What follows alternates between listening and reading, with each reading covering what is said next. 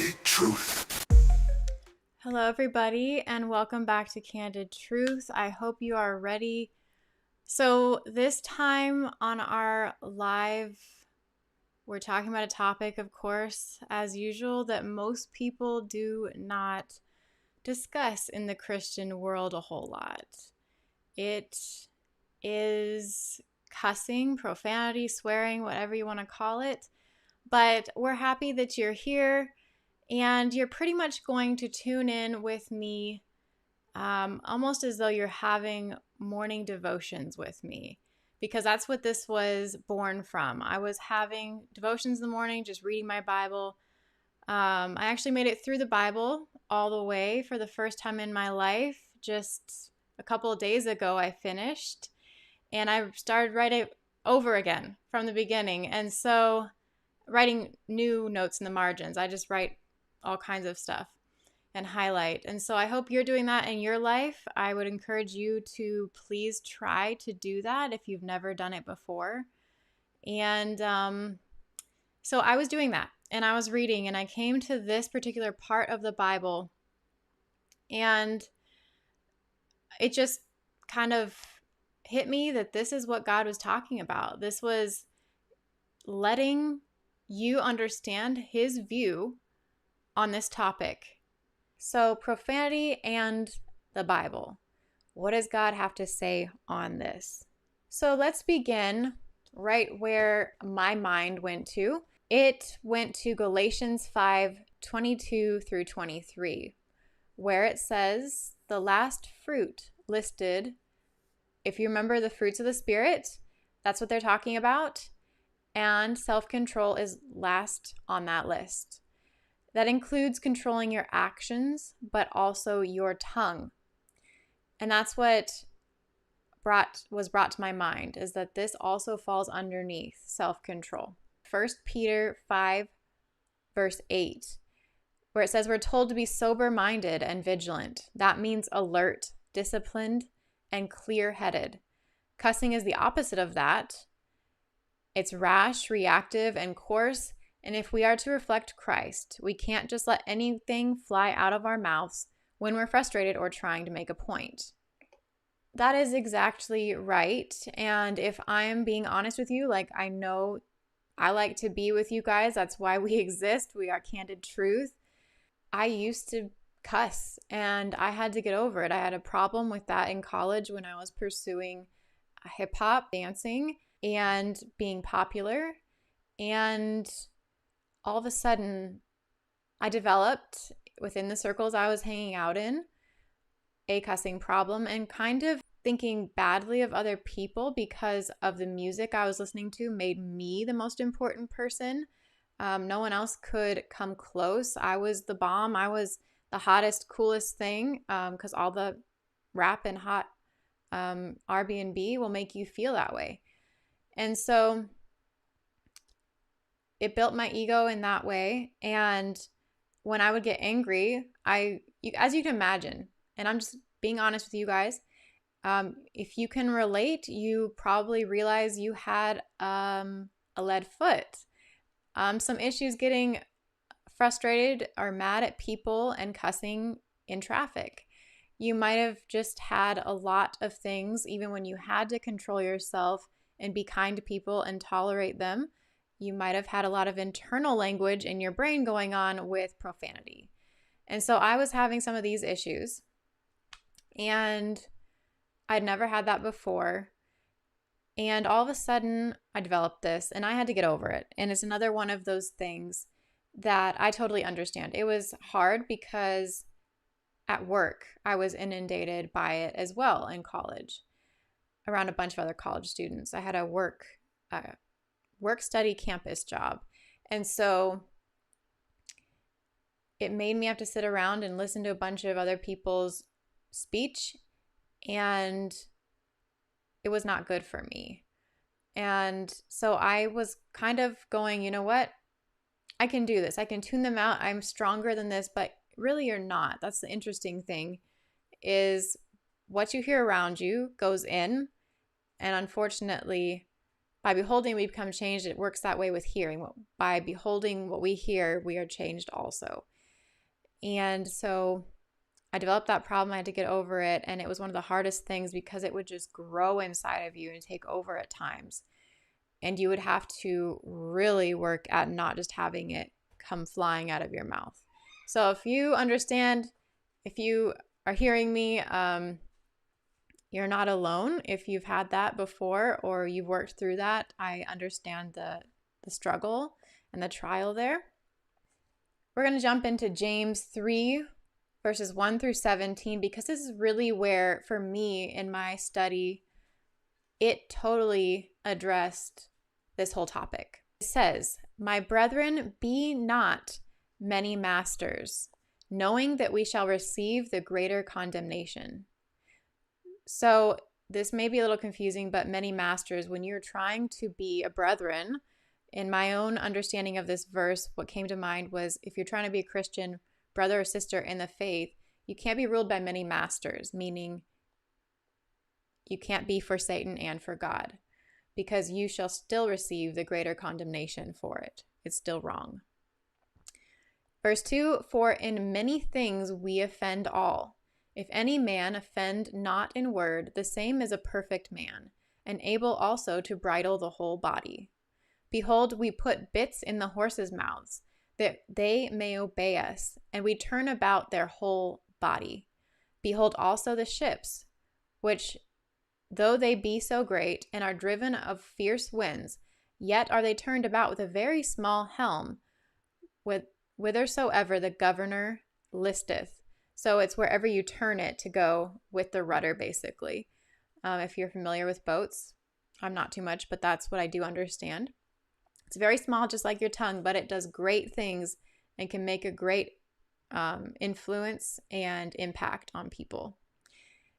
Verse 5, "Even so the tongue is a little member." Here we go, they're emphasizing it.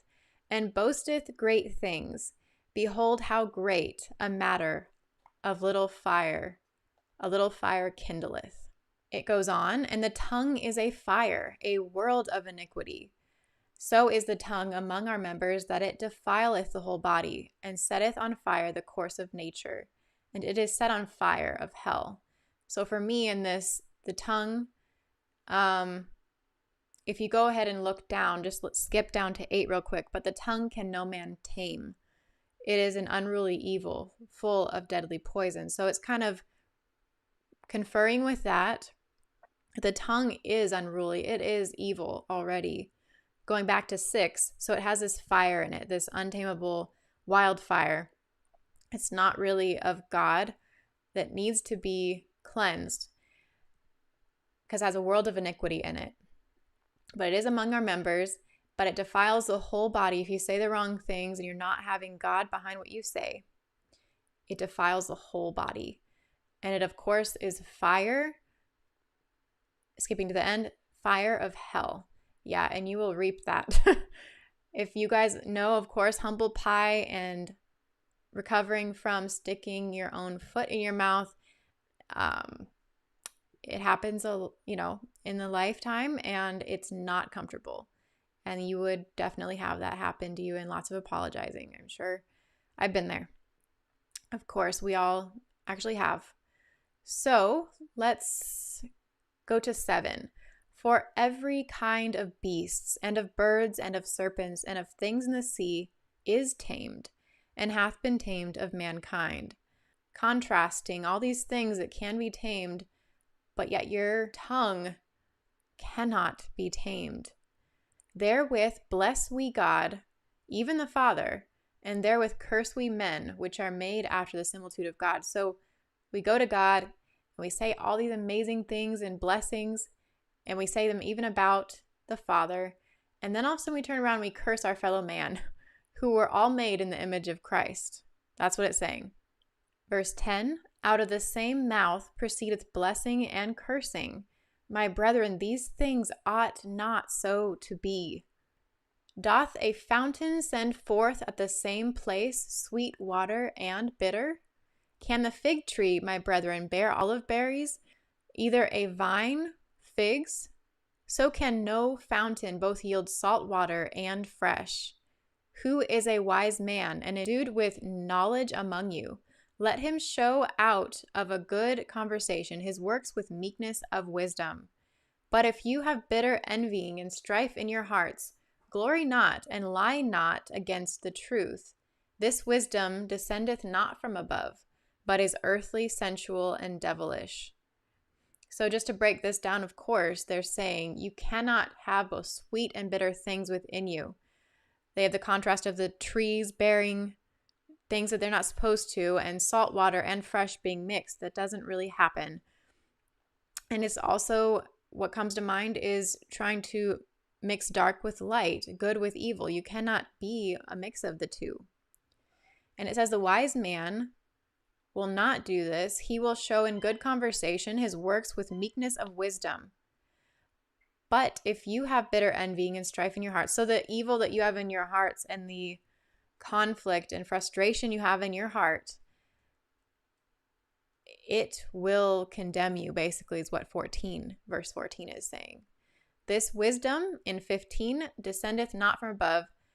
So that kind of speaking out of your tongue's bitterness and frustration, all that comes from not above, but is earthly, sensual, and devilish.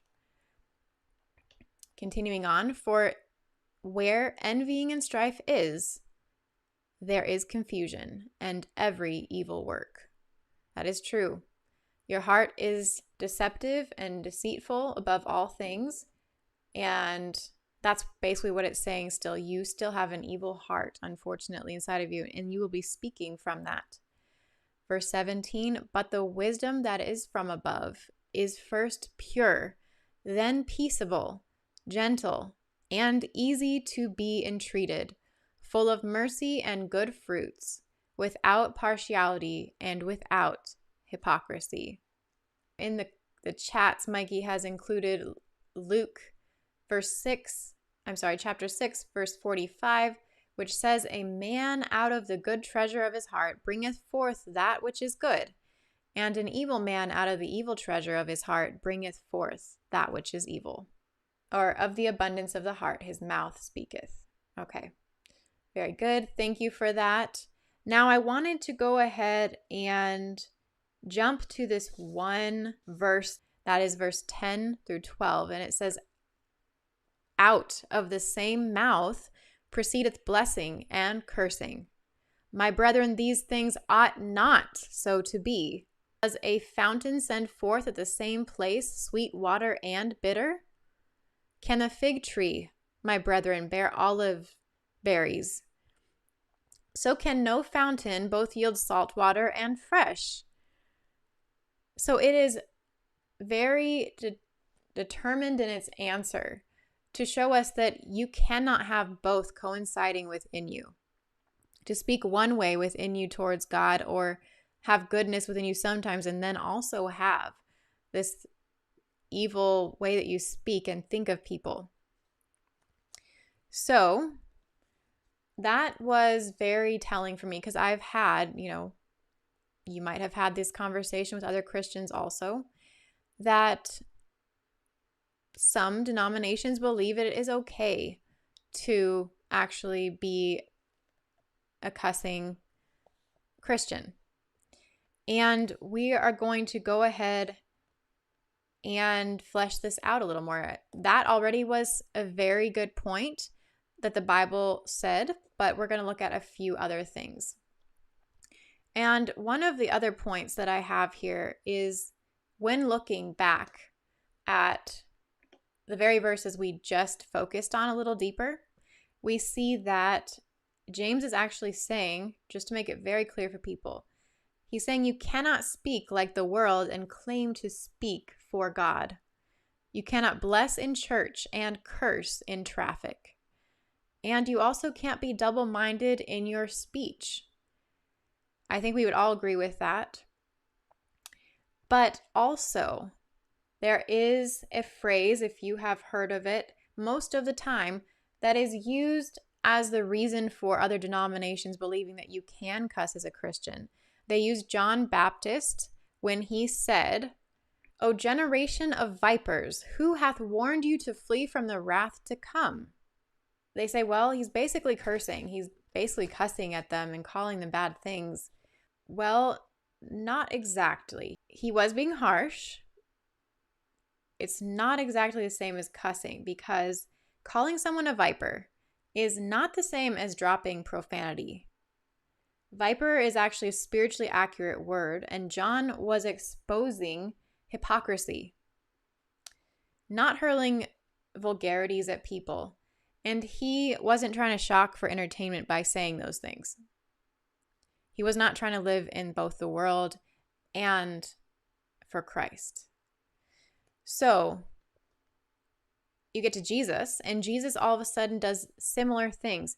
He can be honest with people using strong language, just like that with the Pharisees.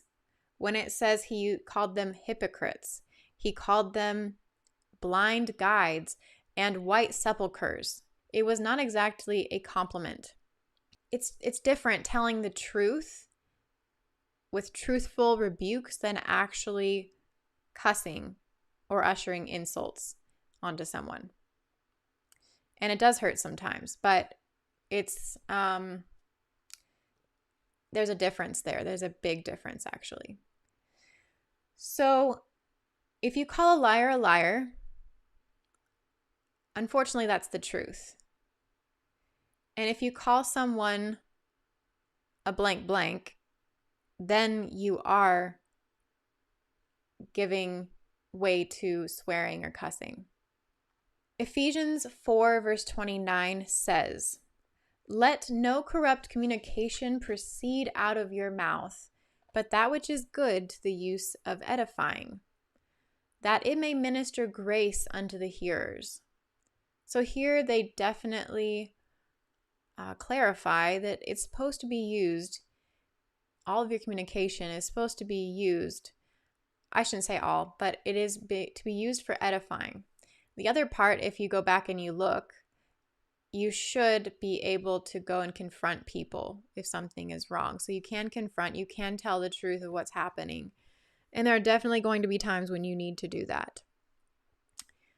But we're going to look at that word. The word corrupt in Greek is sapros, meaning rotten, foul, and putrid.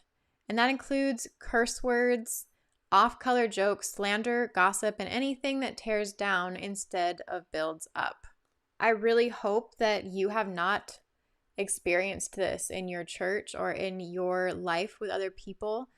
It's one of the worst feelings ever to be spoken to this way.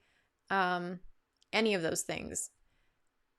To be the butt of a joke, to be the recipient of slander or gossip. But the Bible has something to say about all of this, and that's somewhat comforting to me. Right there, sapros is shown in the Greek, as we just admitted, to mean rotten, corrupt, bad, and worthless.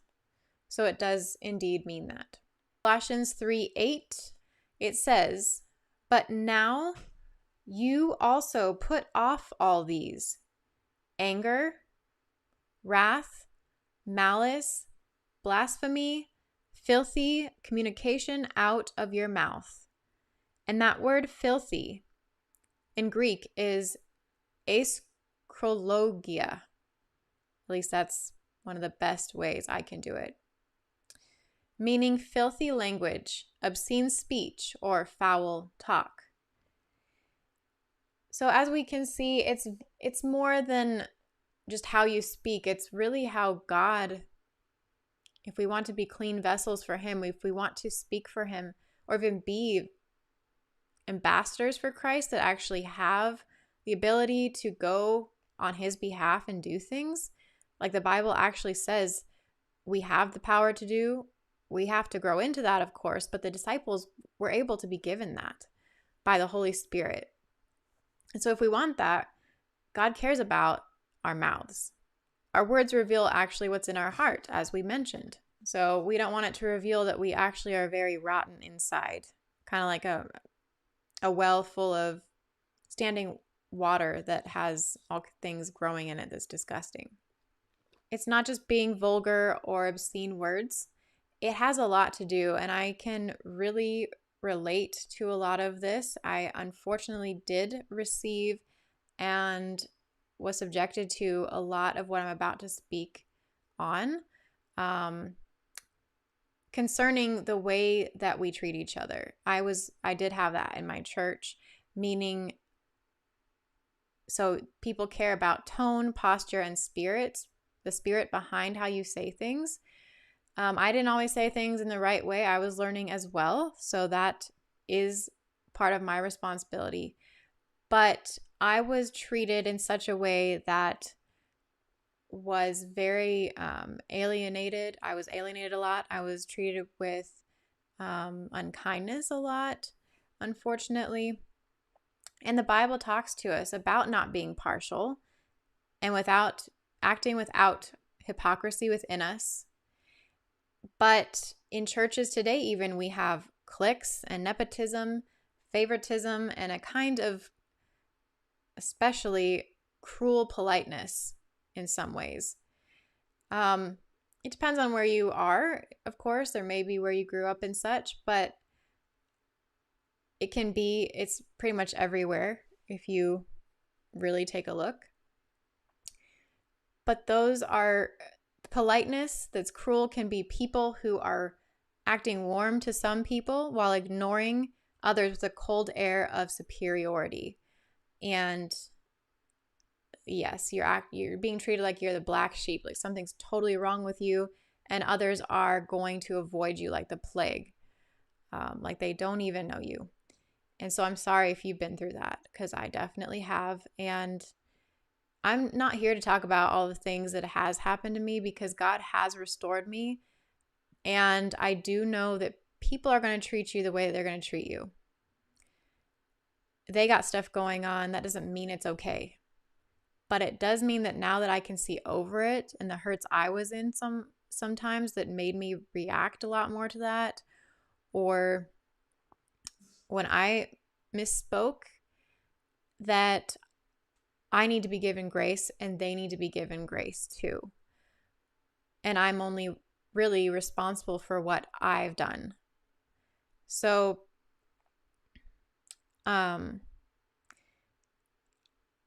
it can get worse though, as we might have known. It can be full of two-faced dismissiveness that's not godly also. It's actually a worldliness that can be in the interactions we have. Like when someone looks down on you or refuses to acknowledge you completely, or speaks with a subtle disdain in their voice. These are not fruits of the Spirit at all.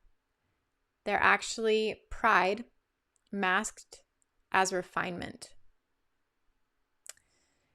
And the key thing to know here, and I want you to know this, is God sees not just what's spoken. He sees what is being done to you that isn't spoken. And I used to, and in your hurt, you were human. We want to get revenge sometimes, or we wish we could say something in our behalf. Like, it's better just to let it go, and God will give them their just reward. And I don't mean that in a bad way, but He will indeed get you the revenge or come to your aid. Whether it's maybe not now, but in the future, believe me, these people will be reaping what they sow. And so He's got your back, in other words. He knows and He has your back. And we do need to pray for them. Thank you, Sherry. I hope I pronounced that right. But we need to pray for them and move on and forgive. And just focus on our walk with God, really. Oh, and Mikey, that's a great verse. Vengeance is mine, says the Lord. Thank you. That really is a comfort to a lot of people. And so One last thing is speech that flatters one and ignores another is not righteous. It's corrupted. Our words should carry the fragrance of Christ. And I think of flowers, so it kind of should have a sweet feel to people and a sweet smell, not the stench of pride. And going back to this, we have to kind of call it what it is when someone is, if you are or others are having a cussing problem, it usually is a vice, even an addiction. And I can attest to that when I was having that problem. Like I said, you have no control over it. It just kind of flies out, and you have to somehow learn to bridle that all of a sudden. You got to pull it back, and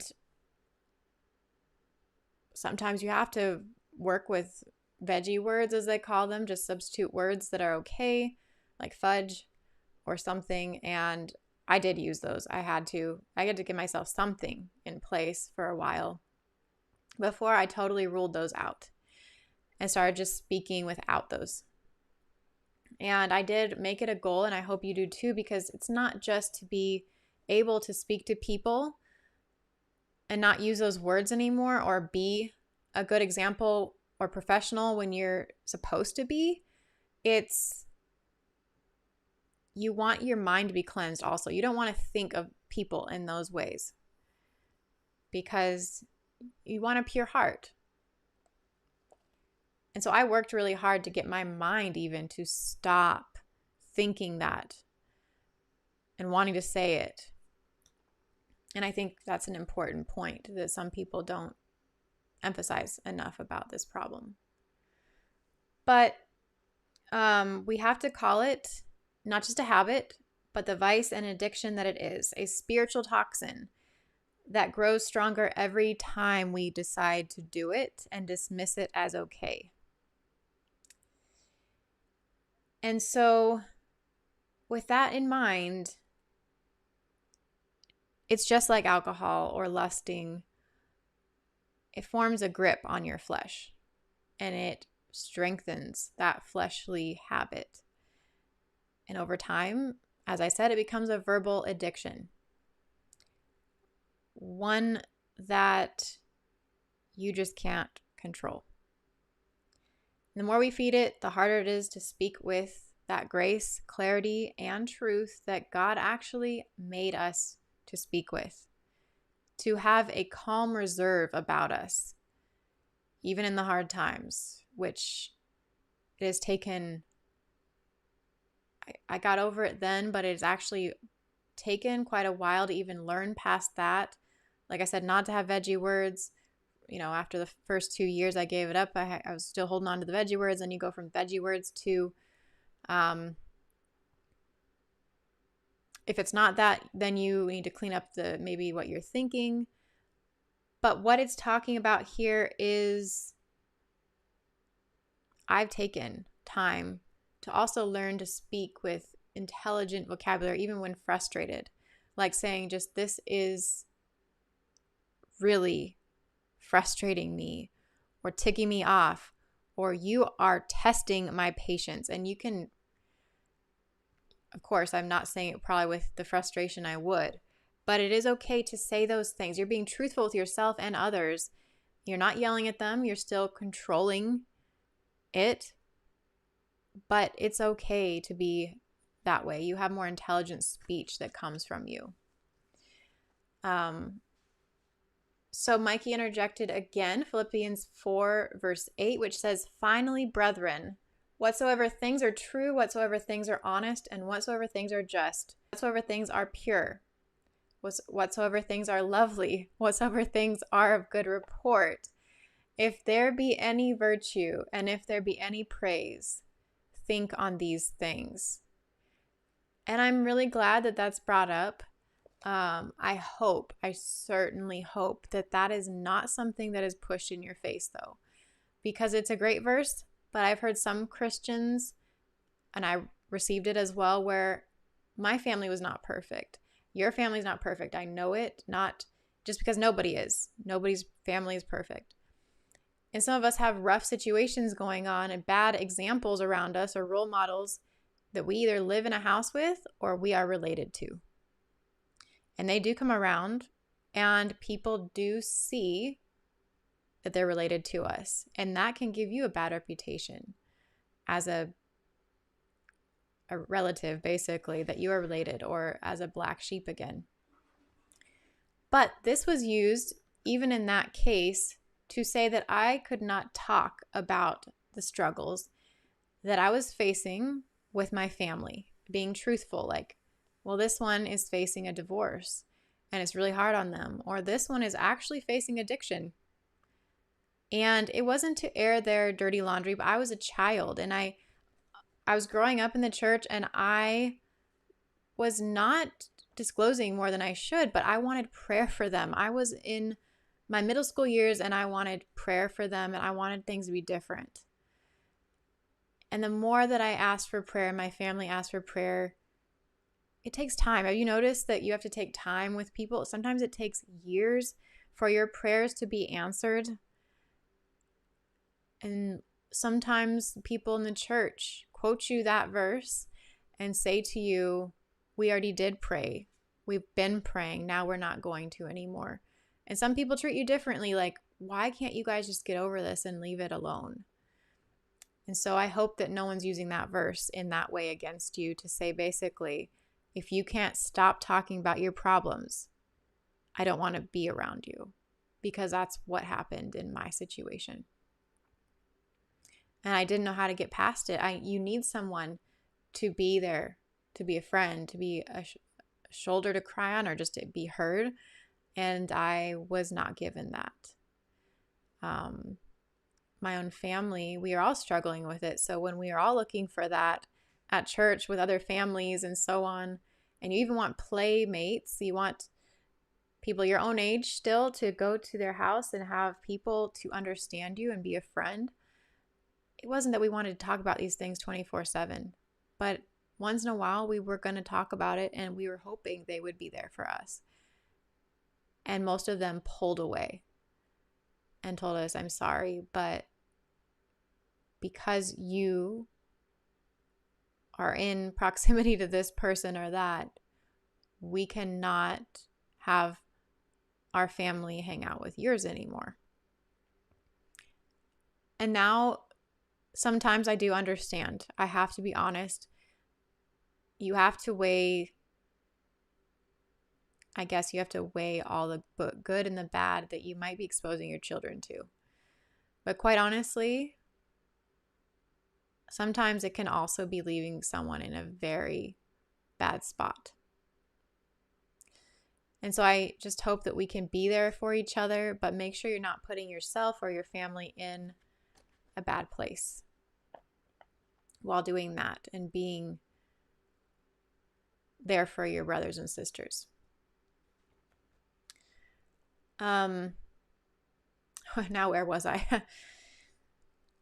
All right. So when we are dealing with this, we realize that God has a Holy Spirit who can actually help us with the cussing part to deal with not just the visible sins, obviously, because cussing is more invisible, but he definitely can work with those too.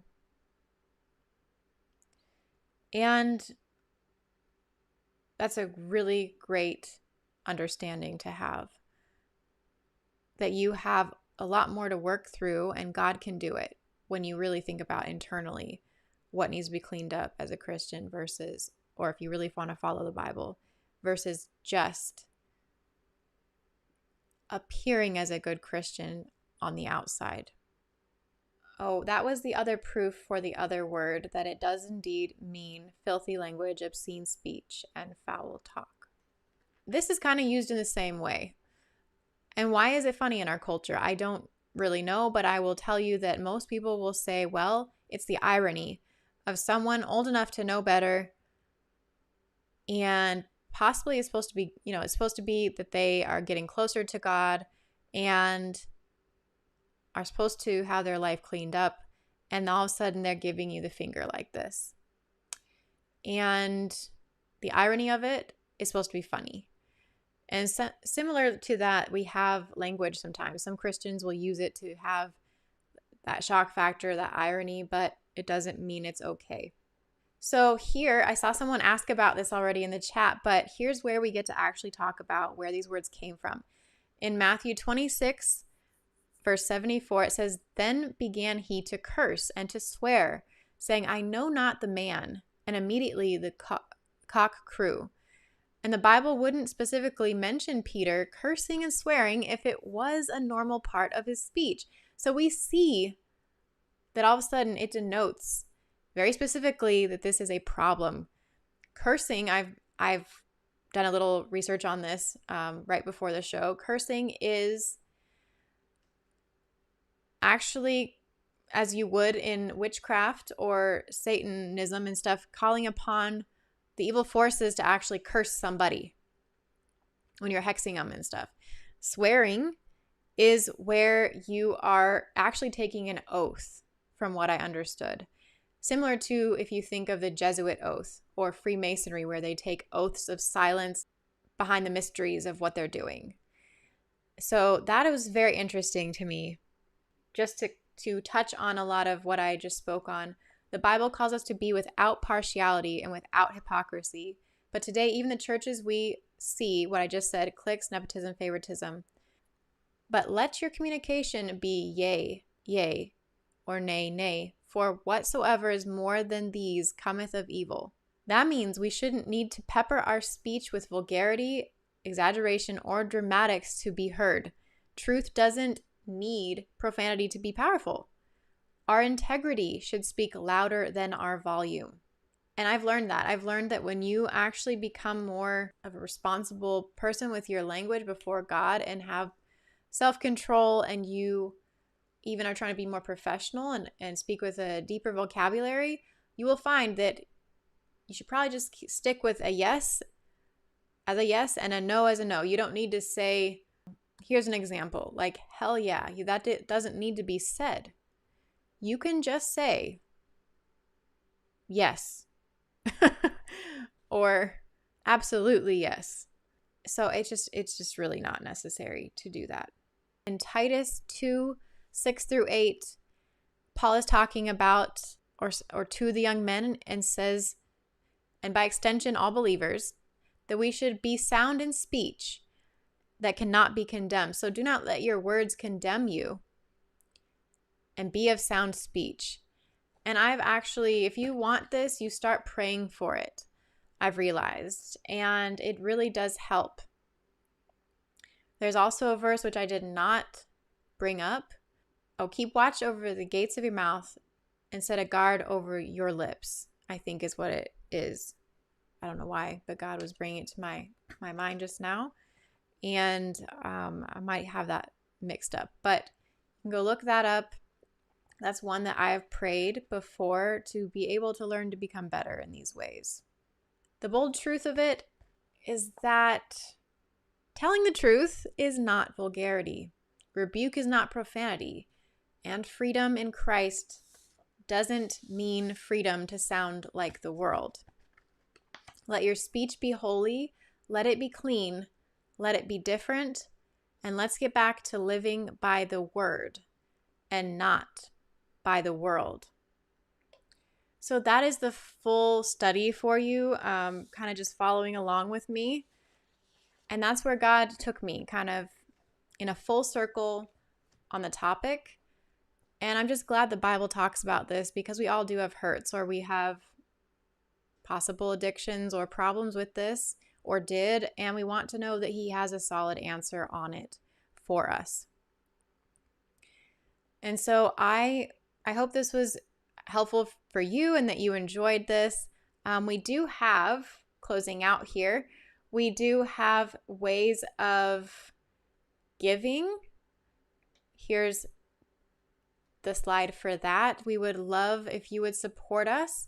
We have Cashapp, Venmo, Zelle, PayPal. Those are all the handles for it. And just real quick, I wanted to announce we have a Patreon. We have been just starting to announce that. But here's some of the interesting levels of giving and membership that we have. So if you're interested in that, please go to our Patreon. And we are actually getting on multiple platforms right now. So you'll be able to see that on our YouTube page and probably on our website very soon. But lastly, there is merchandise. If you like our shirts, we also have some bags and mugs and other things that we have customized with our logos and some of our Bible verses and things there. You can go and order online. We do have a shop on our website, CandidTruthOrg. And that kind of concludes tonight. So enjoy your evening and thank you guys for tuning in. All right. Bye-bye.